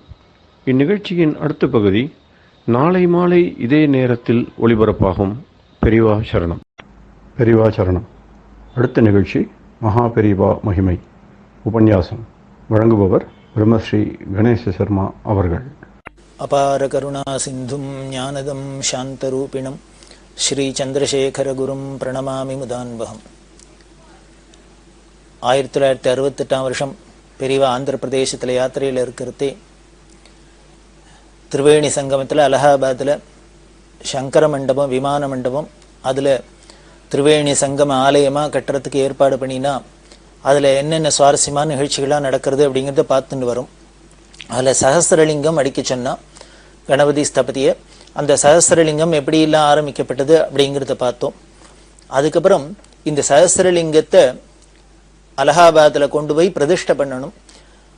அப்போ பெரியவா திருப்பி யாத்திரையில் இருந்தா, யாத்திரை இருக்கிறது சதாரலங் அப்படிங்கிற இடத்துல இருக்கிறது இந்த கணபதி ஸ்தபதி இந்த லிங்கத்தை கொண்டு போய் அங்கே வச்சா பெரியவா முதல்ல பார்க்கணும், பெரியவா பார்த்துட்டு பெரியவா கையால் இதை அனுகிரகம் பண்ணி அங்கே எடுத்துன்னு போகணும் அப்படின்னு. அப்படி எடுத்துன்னு பொறுத்து சிவராத்திரி அன்னைக்கு இந்த சஹஸ்ரலிங்கத்தை அங்கே எடுத்துன்னு போயிருக்கா. கணபதி ஸ்தபதி இந்த CS ராமச்சந்திரன்லாம் என்ன பண்ணியிருந்தா, இந்த சிவராத்திரியாவும் இருக்கு, இந்த சிவராத்திரி அன்னைக்கு பெரியவா இந்த சிவலிங்கத்தை தரிசனம் பண்ணி பெரியவா கையாலே அதுக்கு ஒரு புஷ்பத்தை போட்டு தீர்த்தத்தை விட்டு, பெரியவா எந்த சுவாமியை பார்த்தாலும் எல்லாம் பண்ணுவாளே, தன்னோட கமண்டத்தில் இருக்கிற தீர்த்தத்தினால விட்டு அபிஷேகம் பண்றது, கையில புஷ்பம் கிடைச்சுன்னா வில்வம் கிடைச்சுன்னா போறது, இதெல்லாம் பண்ணுவா. அது மாதிரி இந்த சுவாமிக்கும் பண்ணட்டும், இது பண்ணினாலே போற கும்பாபிஷேகம் அவ்வளவுதான் இந்த சுவாமிக்கு, இதை கொண்டு அலகாபாத்தில் வைக்கலாம் அப்படிங்கிற ஒரு எண்ணத்துல இங்க கொண்டு வச்சு பெரியவா கையால அபிஷேகம் பண்ணணும்னு கணபதி ஸ்தபதிக்கு ஆசை. அதனால நிறைய பால் வாங்கி வைக்க சொன்னார் CSRட்ட சொல்லி, கொஞ்சம் பால் வாங்கி வச்சுப்போம், அபிஷேகத்துக்கு எல்லாம் வச்சுப்போம், பெரியவா கையால முடிஞ்சா அபிஷேகம் பண்ணிட்டோம் அப்படின்னு. மடத்துல இருக்க சொன்னா பெரியவா அப்படி எல்லாம் பண்ண மாட்டா அப்படின்னு, இவா இருந்தாலும் இருக்கட்டும் அப்படின்னு ஏற்பாடு பண்ணியிருந்தா. பெரியவா ஏன்னா சஹஸ்ரலிங்கமா இருக்கிறது ரொம்ப உயரமா இருக்கிறதுனால மேலே ஏறி அபிஷேகம் பண்ணணும்னா சாரம் கட்டியிருந்தா. மடத்துல இருக்கிறான்னு சொன்னா இந்த சாரத்தெல்லாம் ஏறி பெரியவா அப்படி எல்லாம் பண்ண மாட்டா அப்படின்னா, நான் இவா இருக்கட்டும்னு ஏற்பாடு பண்ணி வச்சிருந்தா. பெரியவா அந்த 3ஆம் காலம் அப்படின்னு சொல்லக்கூடிய லிங்கோத்பவ காலத்துல இவா நினைச்சபடியே ஸ்தபதி CSRலாம் நினைச்சபடியே வாங்கி வச்சிருந்த பாலெல்லாம் தன்னோட கமண்டலத்தால எடுத்து அந்த சஹஸ்ரலிங்கத்துக்கு அபிஷேகம் பண்ணி பில்வத்தெல்லாம் போட்டு வழிபாடெல்லாம் பண்ணிவிட்டு இப்ப கொண்டு போய் வைங்கோ அப்படின்னு சொன்னா. ஸ்தபதியை தான் சொல்லுவேன், இதுக்கு மேல அது புனிதப்படுத்துறதுக்கு, அதோட சாநித்தியம் ஏறுறதுக்கு, பரமேஸ்வரன் அங்க இருந்த அனுகிரகம் பண்ணதுக்கு வேற என்ன பண்ணணும்? மகாசிவராத்திரி புண்ணிய காலத்துல 3ஆம் காலத்துல பெரியவா கையாலே பாலாபிஷேகம் பண்ணி கொண்டு போய் அங்க பிரதிஷ்டை பண்ணப்பட்டு தான் இந்த அலகாபாத்தில் இருக்கிற சஹஸ்ரலிங்கம். அதை பிரதிஷ்டை பண்றதே எந்த ஒரு கோவிலையும் மூர்த்திய பிம்பங்களை பிரதிஷ்டை பண்ணி அடியில யந்திரம் வைக்கிற வழக்கம் உண்டு இல்லையா, அது மாதிரி இந்த சஹஸ்ரலிங்கத்துக்கு யந்திரம் வேணும் அப்படின்னு கேட்டார் கணபதி ஸ்தபதி பெரியவாள்கிட்ட. பெரியவா யந்திரம் வேண்டாம் அப்படின்னுட்டா, அடியில யந்திரம் வைக்க வேண்டாம் அப்படின்ட்டு. ஸ்தபதிக்கு புரியல, பெரியவா எதுவும் சாஸ்திர விரோதமா எந்த காரியம் பண்ண மாட்டா, சாஸ்திரத்துல சொன்னது அப்படியே அனுஷ்டிப்பாளே, இந்த ஆகமத்திலேயா இருக்கட்டும், சில்பசாஸ்திரங்கள்லயா இருக்கட்டும், இப்படி யந்திரத்தை வச்சு அடியில வச்சு தானே மேல பிரதிஷ்டை பண்ணணும், மூர்த்தி பிரதிஷ்டை பண்ணணும்னு இருக்கு. பெரியவா வேண்டாங்கிறாளே அப்படின்னு அவருக்கு புரியல. இது ஒரே குழப்பமா இருந்தது. அப்புறம் இன்னொரு சந்தர்ப்பத்துல போய் கேட்கறது, பெரியவா அதுக்கு ஏன் யந்திரம் வேண்டான்னு சொல்றான்னு புரியல. எல்லா கோவில் கும்பாபிஷேகத்துக்கும் பெரியவா யந்திரம் கொடுக்குறா, இப்படி பெரியவாளே கட்டுற கோவில் இதுல இருக்கிற சுவாமிக்கு ஏன் யந்திரம் கொடுக்கலன்னு வேண்டான்னு சொல்றான்னு புரியலன்னு உடனே பெரியவா சிரிச்சுட்டே சொல்றா, நீ அந்த லிங்கம் அடிக்கிறதே எப்படி அடிச்ச அப்படின்னா, இவர் என்ன கண்டிஷன் போட்டிருந்தார், முழுக்க வேத பாராயணம் இருக்கணும், வேத கோஷம் இருக்கிறதே தான் ஒளி சத்தமும் இருக்கும், வேதம் சொல்லிண்டே தான் அடிப்போம் அப்படின்னு சொன்னார் இல்லையா. இதை சொல்றா பெரியவா, நீ வேத மந்திரம் சொல்லிதான் முழுக்க முழுக்க வேத கோஷத்தோட தான் இந்த சிவலிங்கம் அடிச்சிருக்கு. இப்ப இனிமே வேதம் முழுக்கலும் பூர்த்தியா மந்திரம் சொல்லி அங்க புனிதப்படுத்தி தான் இந்த சிவலிங்கமே உருவாயிருக்கு. அப்படி இருக்கிறது இதுக்கு மேல அதை புனிதப்படுத்துறதுக்கு, சாநித்தியம் ஏறுறதுக்கு வேற என்ன வேணும்? வேத மந்திரத்தை விடவா வேற என்ன பெரிய மந்திரம் இருக்க போறது? அதனால பூர்ணமா வேதம் சொல்லி அடிச்ச இந்த சிவலிங்கத்துக்கு தனியா ஒரு யந்திரம்ங்கிறது ஒண்ணு கூட வேணுங்கிற அவசியம் இல்லை, இப்படியே கொண்டு போய் அப்படின்னு. இப்பதான் புரிஞ்சது பெரியவா ஏன் வேண்டான்னு சொல்றா, யந்திரம் வேண்டாம் அடியிலேன்னு சொல்றா அப்படின்னுட்டு. அப்படி வேதத்து மேலேயும் வேத மந்திரங்கள் மேலேயும் பெரியவாளுக்கு எப்படி ஒரு நம்பிக்கை. இதெல்லாம் நாம கேட்டா நமக்கு என்ன வரணும்னா, அந்த வேதத்து மேலேயும் வேத உபாசனை மேலேயும் அதனால இருக்கிற அந்த சம்பிரதாயத்து மேலேயும் நமக்கு அசைக்க முடியாத நம்பிக்கை வரும். அப்படி இந்த லிங்கத்துக்கு இது வேண்டாம் அப்படின்ட்டா. அதே மாதிரி காமாட்சி விக்கிரகம் எல்லாம் பண்ணிட்டு இல்லையா, அந்த காமாட்சி விக்கிரகத்தை கொண்டு பெரியவாள்கிட்ட வச்சா இந்த அம்பாளை பார்த்துட்டு அதையும் ரொம்ப சந்தோஷப்பட்டுட்டு என்ன பண்ணா, அப்படியே இந்த அம்பாளோட மடியில தலையை வச்சுன்னு படுத்துன்னு விட்டா. இந்த ஸ்தபதிகளுக்கெல்லாம் ரொம்ப உருக்கமா இருந்தது, ஆச்சரியமா இருந்தது. பெரியவாளுக்கு என்ன ஒரு பக்தி, என்ன ஒரு பாவம். சாட்சாத் ஜெகன்மாதாவான அந்த காமாட்சி மடியில, இன்னைக்கு அலகாபாத்ல இருக்கிற அந்த காமாட்சி மடியில பெரியவா தலையை வச்சுன்னு படுத்துன்னு இருக்கா. ஒரு பாட்டு கூட உண்டு, காமாட்சி தாய் மடியில் அப்படின்னு ஆரம்பிச்சு ஒரு பாட்டு இருக்கும், சீர்காழி கோவிந்தராஜன் பாடினது. அந்த பாட்டு தான் ஞாபகம் வருது. இந்த காமாட்சியோட தாய் மடியில தான் வளர்ந்த ஒரு அருளாட்சி பண்ற மகான் இல்லையாவா. அதனால அந்த ஜெகன்மாதாவன அந்த விக்கிரகத்து தலையிலேயே இவா படுத்துண்டா. அப்படி அதை புனிதப்படுத்தினா. இப்படி எல்லாம் அது நடந்தது. அதுல நடுப்புற பாலாஜி வச்சிருக்கா, கீழ்த்தளத்துல அம்பாள் காமாட்சி, நடுத்தளத்துல விஷ்ணு, மேல் தளத்துல சிவன் இருக்கு இல்லையா. இப்படி வச்சு ஏற்பாடு பண்றதே சில வைஷ்ணவர்களுக்கெல்லாம் இது மனசுல தாபமா இருந்தது. அதை பெரியவாள்கிட்ட சொன்னா என்ன அப்படின்னா, அவளுக்கு என்ன அப்படின்னா, அவ சம்பிரதாயப்படி இருக்கிறதுலே விஷ்ணு தான் வசத்தி, இந்த விஷ்ணுக்கு மேல சிவனை வச்சிருக்காளு அப்படின்னுட்டு அவ என்ன பண்ணினா, அதாவது நமக்கு அஜ்ஞானம் தான் இதுக்கெல்லாம் காரணம். தெளிஞ்ச ஞானிகளுக்கு அதெல்லாம் கிடையாது. வேதத்துல ஒரு இடத்துல இதை வசதியா சொல்லியிருக்கு, இன்னொரு இடத்துல அதை வசதியா சொல்லியிருக்கு. வேதம் எல்லாத்தையும் சமமா தான் சொல்லியிருக்கு. இப்ப பிரம்மம் ஒண்ணுன்னு சொன்னதுக்கு அப்புறம் அதுக்கு பலவிதமான நாம ரூபங்கள்ல குறிக்கப்படுறதே வழியே இதுல இந்த நாம ரூபத்துல இருக்கிறதெல்லாம் வசதி, அந்த நாம ரூபத்துல இருக்கிறது தான் மட்டம் அப்படிலாம் நம்ம நினைச்சோம்னா இது எதை குறிக்கிறது? நம்மளோட அஜ்ஞானத்தை தான் வெளிப்படுத்துறது, அஜ்ஞானத்தை தான் பிரகடனப்படுத்துறது. ஆனா தெளிஞ்ச ஞானிகளுக்கு அதெல்லாம் கிடையாது. இப்படி அஜ்ஞானத்தினால இவ சொன்னா, அவ என்ன சொன்னான்னா கொஞ்சம் வாதமே பண்ணினா. பெரியவா ஒரு ஸ்மார்த்த சம்பிரதாயத்தை சேர்ந்தவரா இருக்கிறதுனால இவர் சிவனை மேல தூக்கி வச்சுட்டு அது சிவனுக்கு கீழே விஷ்ணு அப்படின்னு வச்சிருக்கிறாப்புல இருக்கு இந்த 3 தளத்துல பார்த்தா அப்படின்லாம் சொல்ல, பெரியவா சிரிச்சுட்டே சொன்னா, இது மாதிரி பாவத்தெல்லாம் வைக்கல, கீழே அம்பாள் அப்படின்னா அப்போ கீழே காமாட்சியை வச்சிருக்கு அப்படின்னா பரமேஸ்வரனுக்கும் விஷ்ணுக்கும் கீழே மட்டம்னு அர்த்தமா? இப்படி ஒவ்வொரு டயர்ல ஒண்ணு வைக்கிறதுனால இது வசதி அது மட்டம் அப்படின்னு இல்லை, அந்த பாவத்துல வைக்கல. அப்படியே இது வச்சிருந்த கூட இது கூட என்ன அழகா இருக்கு அப்படின்னா, அதுக்கு பெரியவா வியாக்கியானம் பண்ணினா, ஒரு அரச மரம் இருக்கு, இந்த விருட்சராஜன் அப்படின்னு சொல்றோம். இந்த அரசு மரத்திலேயே திருமூர்த்திகளும் சாநித்தியம் இருக்கிறதா நமக்கு புராணம் சாஸ்திரங்கள்லாம் சொல்றது. அந்த அரச மரத்தை குறிக்கிறதே அதுக்கு ஒரு ஸ்லோகம் உண்டு. அது என்னன்னு இவாழ்கிட்டலாம் கேட்டா, அந்த அரச மரத்துக்கு என்ன ஸ்லோகம் சொல்றோம்? மூலதோ பிரம்ம ரூபாய மத்தியதோ விஷ்ணு ரூபிணி அக்ரத சிவ ரூபாய விரக்ஷராஜாயதே நமஹா அப்படின்னு சொல்லியிருக்கு. அந்த அரச மரத்துல கீழ்பாகத்துல பிரம்மா இருக்கார், நடுபாகத்துல விஷ்ணு இருக்கார், கலைன்னு சொல்லக்கூடிய உச்சியில மேல் பாகத்துல சிவன் இருக்கார் அப்படின்னு சொல்றது. திருமூர்த்திகளும் மேல இருக்கான்னு சொல்றது. அப்போ உடனே இந்த ஸ்லோகத்தை வச்சுட்டு அரச மரத்துல நடுப்புற விஷ்ணு இருக்கார், அதுக்கு மேல சிவன் இருக்காருன்னா இப்ப சிவன் வசதி விஷ்ணு மட்டம்னா இதுக்கு அர்த்தம் பண்ணுவேள்? அப்படி இல்லையே. ஒரே மரத்துலதான் எல்லாம் மூணும் ஒன்னா இருக்கு. இன்னும் சொல்ல போனா மேல் கலைங்கிறத விட கீழே இருக்கிற அடியில இருக்கிற வேறு இன்னும் முக்கியம். அப்படி எல்லாம் அவளுக்கு வியாக்கியானம் பண்ணி இந்த பாவத்துல தான் அரச மரத்துல எப்படி இருக்கோ அதே மாதிரி தான் இங்கேயும் பண்ணியிருக்கு. இங்க கீழே பிரம்மாவுக்கு பதிலா பரம சக்தியான பராசக்தியான அம்பாள் இருக்கா, நடுப்புற விஷ்ணு இருக்கார், மேல சிவன் இருக்கார். அதனால அரச மரத்துக்கு நாம எப்படி சொல்றோமோ அதே பாவத்திலே இங்கேயும் பார்க்கலாம். இது உயர்வு தாழ்வு இல்லை அப்படி எல்லாம் சொல்லி அவளுக்கு தெளிவை ஏற்படுத்தினா.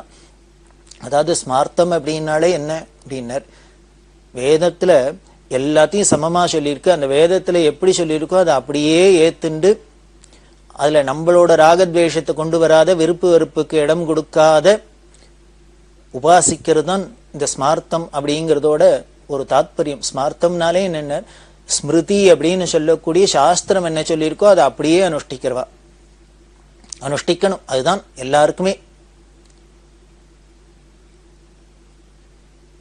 அதுதான் இங்க முக்கியம். ஏன்னா நம்மளோட விருப்பு விருப்பம் அங்க கொண்டு போகக்கூடாது. அப்படி கொண்டு போனோம்னா அதனால விபரீதம் தான் வரும். நமக்கு சித்த சுத்தி வரத்துக்கு ஏற்படுறதுக்கு பதிலா இந்த உபாசனைகள், இந்த பக்தி, இது எல்லாமே நமக்கு சித்தத்துல சுத்தியை கொடுக்கறதுக்கு பதிலா நம்மளோட ராகத்வேஷத்தை போக்கி நமக்கு தெளிவை ஏற்படுறதுக்கு பதிலா இன்னும் குழப்பத்தை தான் ஏற்படும், நமக்கு ராகத்வேஷத்தை தான் வளர்க்கும். அது கூடாது அப்படின்னு இங்க சொன்னா. அவள்லாம் வந்தவாள்லாம் கையை கும்பிட்டு பெரியவாளுக்கு நமஸ்காரம் பண்ணி, பெரியவாளோட இந்த பாவம் வசந்த பாவமா இருக்கு, இதை இப்படியும் எடுத்துக்கலாம், அதனால பெரியவா மன்னிச்சுக்கணும் அப்படின்னு சொல்லி அவ க்ஷமாபணம் கேட்டுன்னு போனா. இப்படி பலவிதமான விஷயங்கள்லாம் சுவாரஸ்யமா நடக்கும். பெரியவா ஒரு காரியம் பண்றது அப்படி அங்க நடந்தது. அதுல இன்னொரு ரொம்ப சந்தோஷமான வேடிக்கையான ஒரு விஷயம், பெரியவா கணபதி ஸ்தவதிட்ட பத்தி பேசின்னு இருக்கிறதே ஒவ்வொரு விஷயத்தையும் டிஸ்கஸ் பண்ணுவா ஒவ்வொரு காலகட்டங்கள்ல அப்படி எல்லாம் சொன்னோம். அந்த கோவில்ல 3 சந்நிதி இருக்கு இல்லையா, அம்பாள் சந்நிதி இருக்கு, பெருமாள் சந்நிதி இருக்கு, சிவன் சந்நிதி இருக்கு. கதவு போடணுமே கர்ப்ப கிரகத்துக்கு, அந்த கர்ப்ப கிரகத்துக்கு கதவு போடுறத பத்தி பேச்சு வரத்தே பெரியவா ஸ்தபதிகிட்ட கேட்டா, பெங்களூர்ல முதலமைச்சரோட ரூமுக்கு சந்தன கதவு போட்டிருக்காளாமே உனக்கு தெரியுமோன்னு கேட்டா. ஸ்தபதி சொன்னார், எனக்கு தெரிஞ்சு சந்தன கதவு போடல, இந்த நிலப்படியெல்லாம் சாண்டல்வுட்ல வச்சிருக்கான்னு கேள்விப்பட்டேன் அப்படின்னு. இல்ல இல்ல, கதவே சந்தனத்துல தான் போட்டிருக்கு அப்படின்னா. இது எதுக்கு இப்போ இந்த பிரச்சனை? உடனே பெரியவா சொல்றா, ஒரு சாதாரண மனுஷா உட்கார்ற ரூமுக்கே, ஒரு பதவியில இருக்கிறவா பெரிய மனுஷா அவ ரூமுக்கே சந்தனத்துல கதவு போடுறான்னா, சர்வேஸ்வரனான பகவான் இருக்கிற ரூமுக்கு, அவர் இருக்கிற இடத்துக்கு சந்தன கதவு போட வேண்டாமோ? அதனால நீ என்ன பண்ணு, இந்த அலகாபாத்ல கட்டுற கோவில்ல 3 சன்னதிக்கும், அம்பாள் சன்னதி, விஷ்ணு சன்னதி, சிவசன்னதி, 3த்துக்கும் சந்தனத்துல தான் கதவு போடணும், சாண்டல்வுட்ல கதவு போடணும், இதுக்கு ஏற்பாடு பண்ணுன. ஸ்தபதி பயந்து போயிட்டார். ஏன்னா ஏதோ ஒரு சின்ன ரூமுக்கு சந்தன கதவு போடுறது அப்படிங்கிறது சாதாரண மனுஷாலால் நடக்கக்கூடியதுல ஏதோ பவர்ல இருக்கிறவா என்ன வேணா பண்ணிக்கலாம். இது 3 சன்னதிக்கும் கதவு போடணும் அப்படின்னா அந்த சன்னதியோட இந்த வாயில் படியோட அளவு என்ன தெரியுமா? கதவு எந்த அளவுக்கு பண்ணும்னர், 11 அடி நீளம், 6 அடி அகலம், 11 அடி உயரம், 6 அடி அகலத்துக்கு கதவு வேணும். அது மாதிரி 3 கதவு வேணும். இது சந்தனத்துல கட்டையில பண்ணோம்னா எப்படி நடக்கும்? நான் பெரியவாளானா அப்படிதான் பண்ணணுங்கிற. இவர் என்ன பண்ணினார், உடனே போய் CS ராமச்சந்திரிட்டு சொன்னேன், பெரியவா இது மாதிரி சந்தன கதவு தான் வேணும்னு ஆசைப்படுறா, யாரோ ஒரு முதலமைச்சர் ரூமுக்கே சந்தன கதவு இருக்கு, சர்வேஸ்வரன் அண்டச்சராச்சரத்துக்கும் அதிபதி, அவளுக்கு இந்த கதவு வேண்டாமான்னு கேட்கிறா, என்ன பண்றதுன்னு. உடனே CS என்ன சொன்னார், பெரியவா ஆசைப்பட்டுட்டாள்னா நடக்க வேண்டியது அவ்வளவுதான், அது நடந்துரும். அதுக்கு நம்மளால முயற்சி பண்ண வேண்டியது. இது சாத்தியமா சாத்தியம் இல்லையா அப்படின்னு நாம குழம்ப வேண்டியதே அவசியம் இல்லை. பெரியவா எப்போ இந்த 3 சன்னதிக்கும் சந்தன கதவு சந்தன மரத்தில் தான் பண்ணணும்னு ஆசைப்பட்டுட்டாலோ நம்ம ட்ரை பண்ணுவோம் அப்படின்னு. உடனே இவர் அரசாங்கத்துக்கெல்லாம் எழுதி கேட்டு முயற்சி எல்லாம் பண்ண, அவரோட பெருமுயற்சினால அரசாங்கம் உத்தரவு பண்ணி எடுத்து, அரசாங்கத்தோட உத்தரவுல ஒரு லாரி நிறைய சந்தன கட்டை இறங்கிடுத்து. அப்படி இறங்க 11 அடி உயரம், 6 அடி அகலத்துக்கு 3 சந்தன கதவு தயார் பண்ணி இன்னைக்கு கமகமகமான வாசனையோட இந்த அலகாபாத்ல 3 ஃப்ளோர்லயும் 3 சன்னதியிலும் சந்தன கதவா இருக்கு. இது எல்லாம் எதுக்கு விவரம் சொல்றேன் அப்படின்னா, ஒரு அங்க உள்ள கதவுலேந்து, தூணுலேந்து, ஜன்னல்லேந்து, ஒவ்வொன்னுத்தையும் படிக்கட்டுலேந்து ஒவ்வொன்னுத்தையும் நாம பார்த்து பார்த்து ரசிக்கணும். ஒவ்வொன்னுத்திலையும் பெரியவாளோட அந்த தபஸ்னால, அவளோட ஆர்வத்தினால வந்தது, பார்த்து பார்த்து பெரியவா பண்றா அப்படின்னு தெரியறது.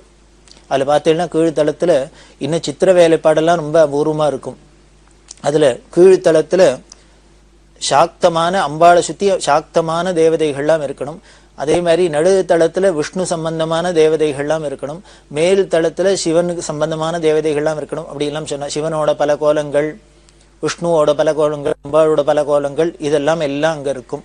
அதே மாதிரி ஆதிசங்கரோட வரலாறு முழுக்களும் அங்கே சொத வேலையில் பண்ணப்பட்டிருக்கும்.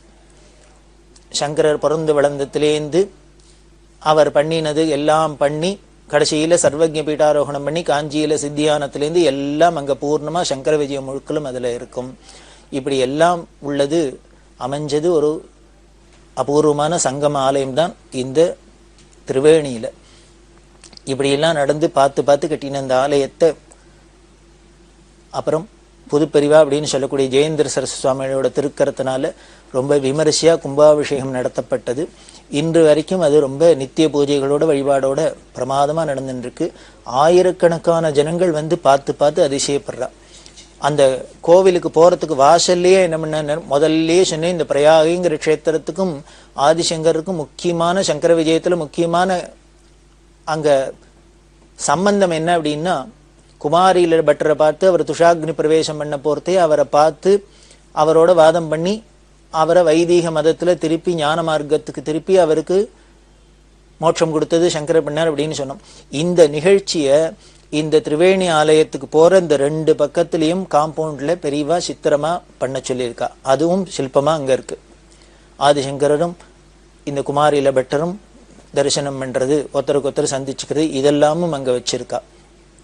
இப்படியெல்லாம் ஒரு அபூர்வமான ஆலயம் இந்த திரிவேணி சங்கமத்துல இருந்திருக்கு. இது மாதிரி பல இடங்கள்ல பல அபூர்வமான விஷயங்கள் பெரியவா பண்ணின சாதனைகள்ல இதெல்லாம் ஒண்ணு. இதற்கெல்லாம் காரணமா இருந்தது இந்த 1968ஆம் வருஷத்துல நடந்த பூஜை அப்படின்னு சொல்றோம், ஆரம்ப விழா. அப்படி எல்லாம் இருக்க பெரியவா தன்னோட யாத்திரையை தொடர்ந்து நடத்தின்னு போறா. ஆந்திரால மசூலிப்பட்டினம், ஏலூரு இங்கெல்லாம் விஜயம் பண்ணிவிட்டு விசாகப்பட்டினம்ங்கிற இடத்துக்கு விஜயம் பண்ண போறா. இந்த விசாகப்பட்டினத்துக்கு வரணும்னா பெரியவா எப்படி வந்தா அப்படின்னா, கோதாவரி கால்வா, இந்த கோதாவரி கால்வால விசைப்படகுல பெரியவா புதுப்பெரிவா எல்லாருமா 2 பேருமா உட்கார்ந்துட்டு 300 கிலோமீட்டர் இந்த விசைப்படகுல யாத்திரை பண்ணி வந்தா. நடுப்புற 300 கிலோமீட்டர் யாத்திரை பண்ணணும் அப்படின்னா நாள் கணக்கா ஆகுமே. அதுல நடுப்புற தவளேஸ்வரம், பித்தாபுரம், அன்னவரம் முதலான இடங்கள்லாம் தங்கி தங்கி பூஜை பண்ணிட்டு அதுக்கப்புறம் படகுல ஏறிண்டு வருது. மற்ற சாமான்கள்லாம் பின்னால ரோடு வழியால வரும். இப்படி எல்லாம் நடந்திருந்தது. அந்த அன்னவரத்துல வரத்தே அங்க சத்யநாராயணர் ரொம்ப பிரசித்தம். ஆந்திரால பார்த்தேன்னா அன்னவரம் சத்யநாராயணர் அப்படிங்கிறது ரொம்ப பிரசித்தமானது. அந்த அன்னவரம் சத்யநாராயண கோவில்ல தரிசனம் பண்ணிண்டா அந்த கோவில்ல ஒரு விசேஷம் என்ன அப்படின்னா, அந்த அன்னவரம் கோவில்ல ஒரு தூண் இருக்கு. அந்த தூண்லேந்து விழற நிழலை வச்சுண்டு மணியை கண்டுபிடிக்கலாம். அப்படி ஒரு அபூர்வமான யந்திரம் அங்க இருக்கு.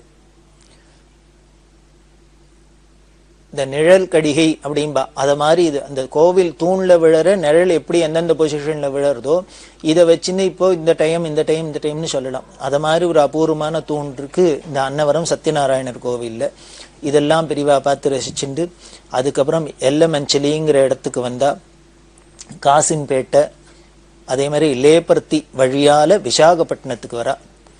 விசாகப்பட்டினத்துல ஒரு சங்கர மடம், துவாரகா நகர் அப்படின்னு இருக்கு. இந்த விசாகப்பட்டினத்துல சங்கர மடத்தை பிரதிஷ்டை பண்ணினா, புதுசா கட்டி எங்க ஆச்சாரியால பிரதிஷ்டை பண்ணி ஆச்சாரியால் பாதுகையெல்லாம் பிரதிஷ்டை பண்ணி அந்த விசாகப்பட்டினத்துல இருந்தா. விசாகப்பட்டினத்துல கப்பல் கட்டுற துறைமுகம் அப்படின்னு ரொம்ப பிரசித்தம்.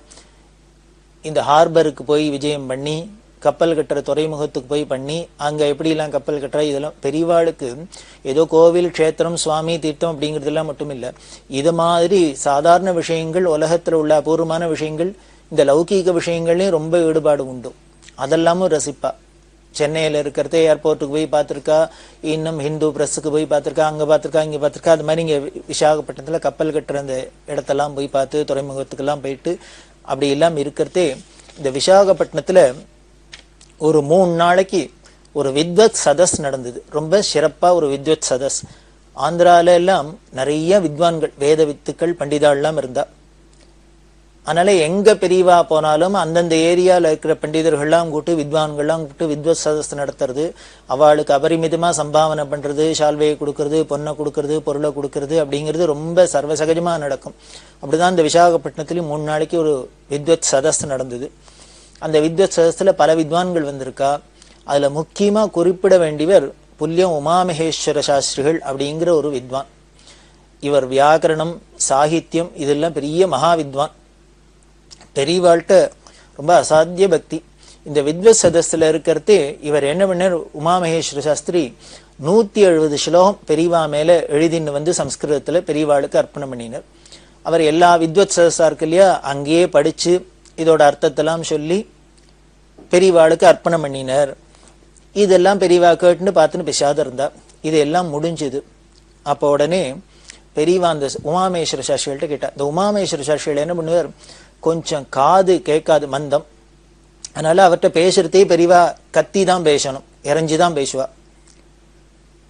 அவர் என்ன பண்ணுவார், பாதி சமயம் பெரியவாள்கிட்ட அப்படியே நாக்கு தழுதழுக்க பேச முடியாத பிரபோ பிரபோ பிரபோ பிரபோன்னு கத்தின்ண்டே இருப்பார். பெரியவாளை பார்த்து சொல்லிண்டே இருப்பார். நாக்கு தழுக்க கண்ணால தாரதரையா தண்ணி விட்டுன்னு அப்படி நிற்பார். இத மாதிரி இந்த 170 ஸ்லோகத்தையும் படிச்சுட்டு அர்ப்பணம் பண்ணிவிட்டு ஹே பிரபோ பிரபோ அப்படின்னு ஒரு ஹிண்டு பெரியவாள்கிட்ட பார்த்து நின்றுட்டு இருக்கார். அப்ப பெரியவா உடனே அவரை உட்கார சொன்னா. தானும் உட்கார்ந்துட்டு அவர்கிட்ட கேட்டா, சரி இந்த பிரபு பிரபுன்னு என்ன சொல்றேளே, நான் ஒரு சன்னியாசி, என்னை பார்த்து பிரபுன்னு சொல்லலாமா, அது சரியில்லையே அப்படின்னா. உடனே அடுத்த கேள்வி கேட்டா, ஒரு பிரபு பிரபுங்கிறேளே, ஒரு பிரபுன்னாக்க பிரபுவுக்கு பிரபுத்துவத்தோட லட்சணம் என்ன அப்படின்னு கேட்டா. அவர் உடனே சொன்னார், பிரபுன்னாக்க ஆளக்கூடிய சக்தி உள்ளவர் அப்படின்னு அர்த்தம். அதே மாதிரி கொடைவள்ளல்னு அர்த்தம். யாருக்கு வாரி வாரி கொடுக்கக்கூடிய அந்த தன்மை இருக்கோ, ஐஸ்வர்யம் இருக்கோ, அதே மாதிரி எல்லாரையும் அடக்கி ஆளக்கூடிய ஒரு சக்தி இருக்கோ, இவர் தான் பிரபுவோட லட்சணம் அப்படின்னு. உடனே பெரியவா கேட்டா, அடுத்த வாளுக்கு கொடுக்கறதுக்கு சக்தி இருக்கணும், ஆளக்கூடிய சக்தியும் இருக்கணும்னா அவன் க்ஷத்திரியனா தானே இருக்க முடியும். நான் ஒரு பிராமணன், அதுவும் சன்னியாசி, என்ன பார்த்து பிரபுன்னு சொல்றேளே, எனக்கு எப்படி இருக்கு, அதெல்லாம் இல்லையே அப்படின்னு. உடனே இவர் சொன்னார், பெரியவா இந்த பிரபுத்துவ லட்சணம் எப்படி எல்லாம் பொருந்துறது அப்படின்னு சொல்றது. அவர் சொன்னார், பிரபுங்கிற லட்சணம் ரட்சிக்கிறது, சிக்ஷிக்கிறது, இது ரெண்டும் தானே ஒரு பிரபுவுக்கு லட்சணமா சொல்லப்பட்டிருக்கு. நான் ஒரு சன்னியாசியா இருக்கிறதுனால என்னால ஒருத்தரை ரட்சிக்கவும் முடியாது, ஒருத்தரை தண்டிக்கவும் முடியாது, ரெண்டும் முடியாது. ஒருத்தரை ரட்சிக்கணும் இல்ல தண்டிக்கணும்னா சில பலம் எல்லாம் வேணும். சரீர பலம் வேணும், பணபலம் வேணும், படை பலம் வேணும். இது 3 இருந்தாதான் ரட்சிக்கிறதோ சிக்ஷிக்கிறதோ முடியும். அப்படி பண்றவன் தான் பிரபு அப்படின்னா, என்கிட்ட இதெல்லாம் இல்லையே, என்ன போய் நீங்க பிரபுன்னு சொல்லலாமா, இது எனக்கு துளி கூட பொருந்தல்லையே அப்படின்னு. உடனே இதுக்கு உமாமேஸ்வர சாஸ்திரிகள் சொன்ன வியாக்கியானம் அங்க கூடியிருந்த பண்டிதாளெல்லாம் ரொம்ப நெக்கூறுக வச்சுது. ஆஹா ஆஹா ஆஹா அப்படின்னு. அவர் சொன்னார், பெரிய சக்கரவர்த்தியிலேந்து ராஜாக்கள்லேந்து பண்டிதர் பாமரர் எல்லாரும் உங்களை வந்து சரணாகதி பண்றா, அத்தனை பேரும் உங்கள்கிட்ட வந்து விழறா. இது நான் சொல்ல வேண்டாம், உலகமே பார்த்துன்னு இருக்கு. ஒரு பிரபுவா இருந்தாதான் அரசன்லேந்து ஆண்டி வரைக்கும், படிச்சவன்லேந்து பாமரன் வரைக்கும் எல்லாரும் வந்து ஆசிரியிச்சு அவள்கிட்ட வந்து விழ முடியும்.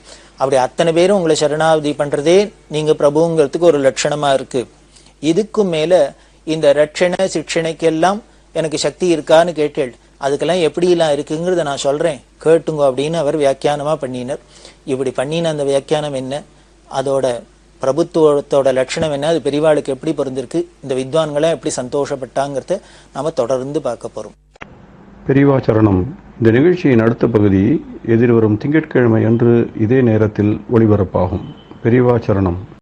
பெரியவாச்சரணம். அடுத்த நிகழ்ச்சி திருவாசக இன்னிசை. வழங்குபவர் ஸ்ரீ சத்குருநாத தேசிகர் அவர்கள். பெரியவாச்சரணம். திருச்சிற்றம்பலம். நீத்தல் விண்ணப்பம். ஆனை வெம்போரிற் குருந்து ஊரெனப் புலனால் அலைப்புண்டேனை எந்தாய் விட்டுடுதி கண்டாய் வினையேன் மனத்து தேனையும் பாலையும் கண்ணலையும் அமுதத்தையும் ஒத்து ஊனையும் என்பினையும்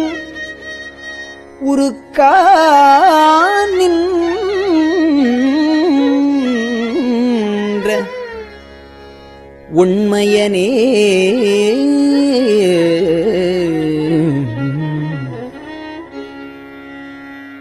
உண்மையனே திருநீற்றை தூளித்து ஒளிமிளிரும் வெண்மையனே விட்டுடுதி கண்டாய் மெய் அடியவர்கட்கு அண்மையனே என்றும் சேயாய் பிறர்க்கு அரிதற்கு அரிதாம் பெண்மையனே தொன்மை ஆண்மையனே அலிப்பெற்றியனே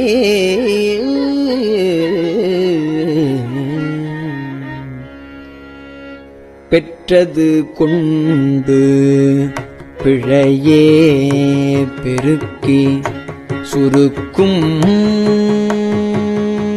அன்பின்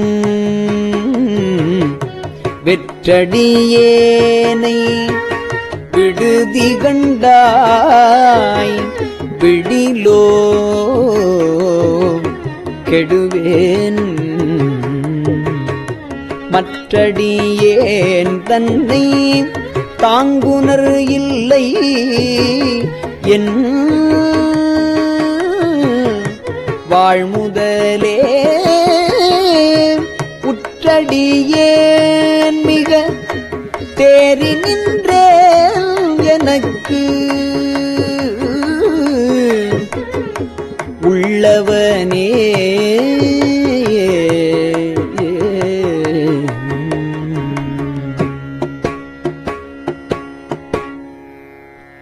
உள்ளனவே நிற்க இல்லன செய்யும்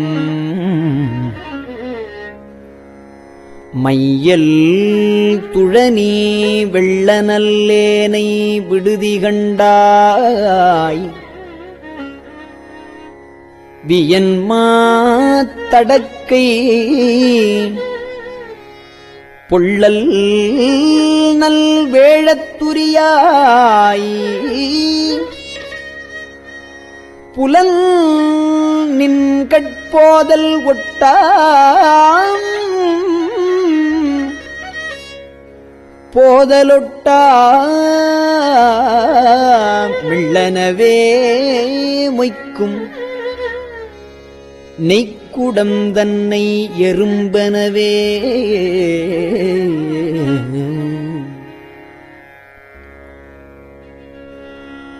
எறும்பிடை நாம் கூழன புலனால் அரிப்புண்டு அலந்த வெறும் தமியேனை விடுதி கண்டாய்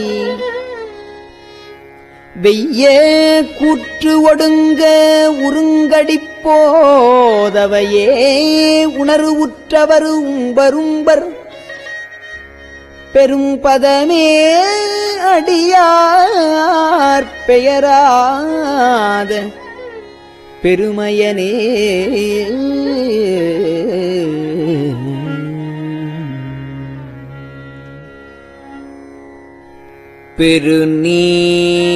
பெருநீரறச் சிறுமீன் துவண்டு ஆங்கு நினை பிரிந்த வெறு நீர்மையேனை விடுதி கண்டாயே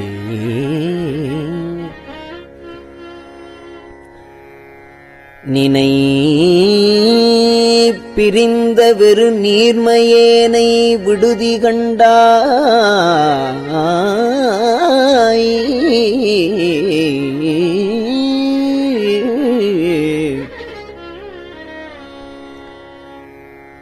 வியன் கங்கை பொங்கி வருநீர் மடுவுள்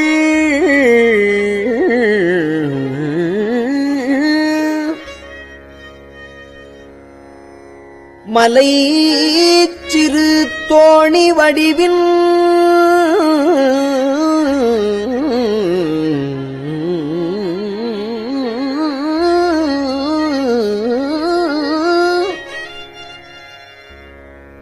கங்கை பொங்கி வருநீர் மடுவுள் மலை சிறு தோணி வடிவின் வெள்ளை குறுநீர் மதிபொதியும் சடைவான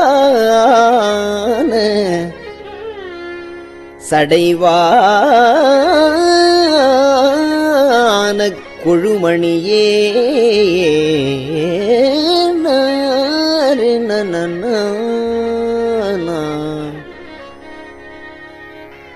கொழுமணியேர் நகையார் கொங்கை குன்று இடைச் சென்று குன்றி விழும் அடியேனை விடுதி கண்டாய்.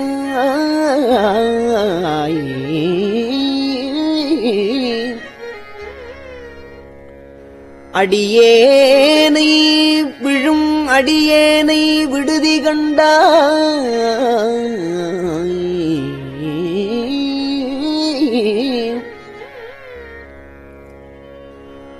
மெய் முழுதும் கம்பித் தழுமடியாரிடை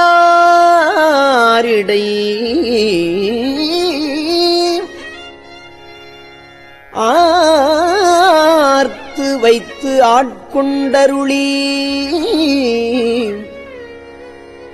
என்னைக் கழுமணியே ஆர்த்து வைத்து ஆட்கொண்டு அருளி என்னை கழுமணியே இன்னும் காட்டு கண்டாய்.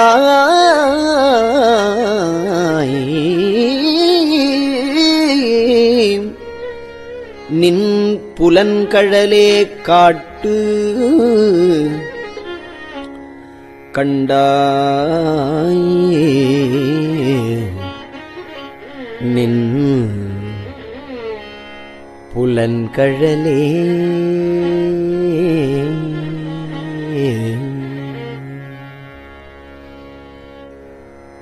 புலன்கள் திகைப்பிக்க யானும்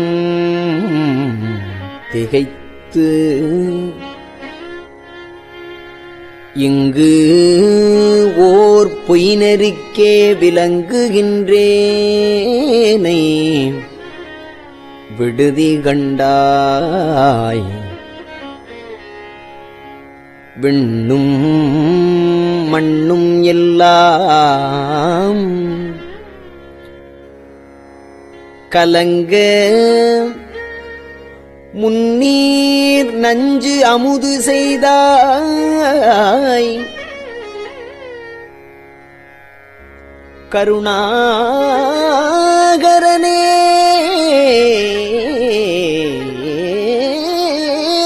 நஞ்சு அமுது செய்தாய். கருணாகரனே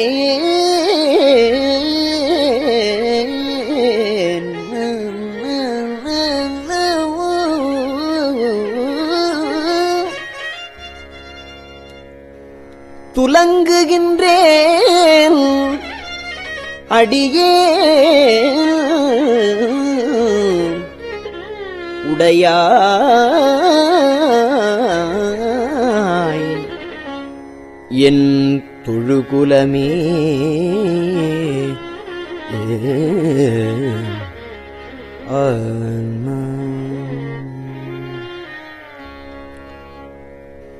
குலம் களைந்தாய் களைந்தாய் என்னை.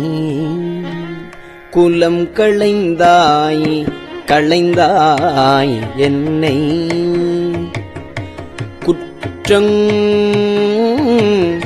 குற்றச் சிலையாம் குலம் களைந்தாய் களைந்தாய் என்னை குற்றச் சிலையாம் விலங்கல் எந்தாய் விலங்கல் எந்தாய் விட்டிடுதே கண்டாய் பொன்னில் மின்னு கொன்றை அலங்கல் அந்தாமரை மேனி அலங்கல் அந்தாமரை மேனி அப்பா ஒப்பிலாதவனே அப்பா அலங்கல் அந்தாமரை மேனி அப்பா ஒப்பிலாதவனே மலங்கள்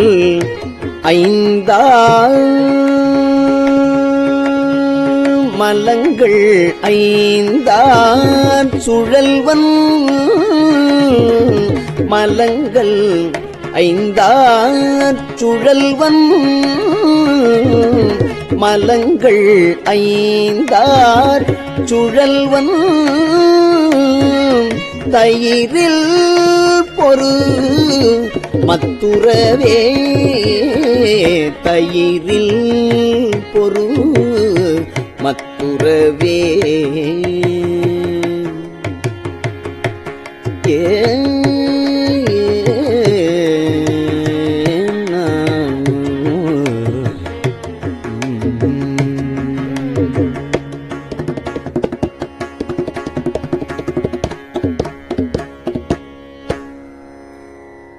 மத்துரு தன் தயிரின்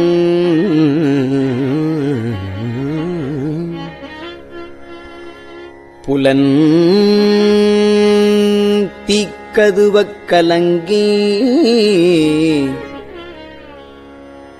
வித்துருவேனை விடுதி கண்டாய் வெண் தலைமிலைச்சி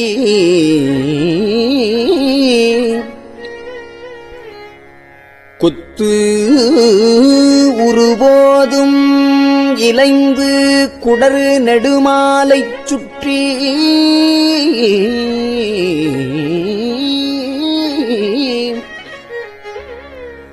தத்துரு நீருடன் ஆரச் செஞ்சாந்து அணி நீருடன் ஆரச் சாந்து அணி சச்சயனே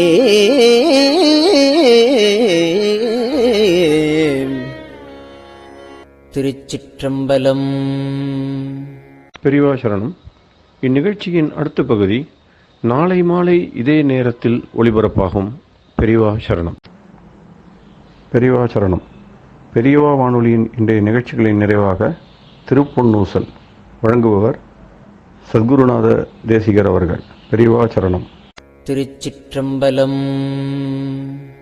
திருப்பொன்னூசல். மூன்றங்கிலங்கு நயனத்தன் மூவாத பாந்தங்கு தேவர்களும் காணாமலர் அடிகள் தேன் தங்கு தித்தித்து அமுதூரி தான் தெளிந்தங்கு ஊந்தங்கு நின்றூருக்கும் உத்தர கோசமங்கை போந்தங்கு இடை மருது பாடி குலைமஞ்சை போன்றங்கு அனநடையீர் பொன்னூசலாடாமோ போன்றங்கு அனநடையீர் பொன்னூசலாடாமோ.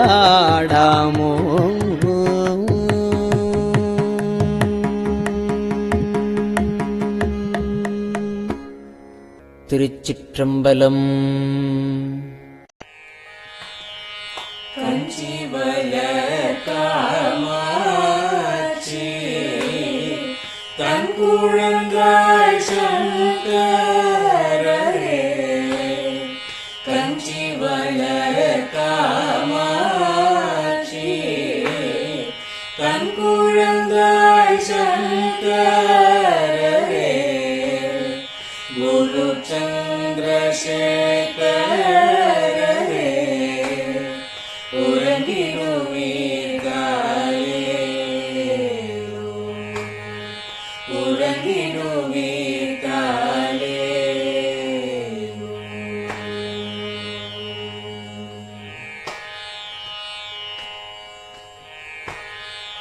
ஆதிகுரு சங்கரராய் அன்றொரு நாள் வந்தவரே 68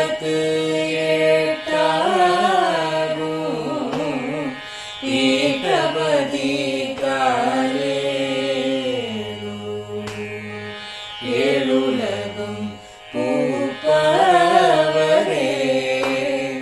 காப்பவரே கடப்பவரே எல்லோர்க்கும் அருள்பவரே உறங்கிடுவீர்களேலோ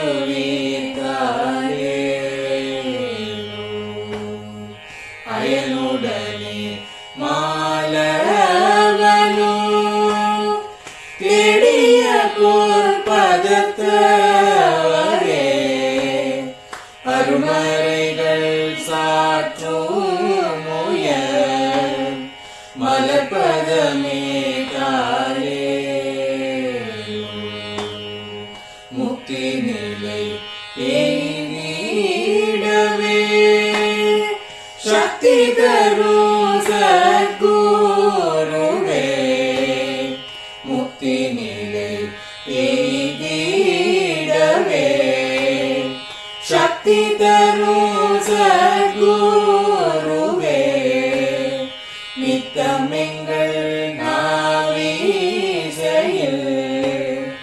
நித்திரை கொள்தாளேலோ நித்தமெங்கள் நாவீசையில் நித்திரை கொள்தாளேலோ நித்தமெங்கள் நாவீசையில் நித்திரை கொள்தாளே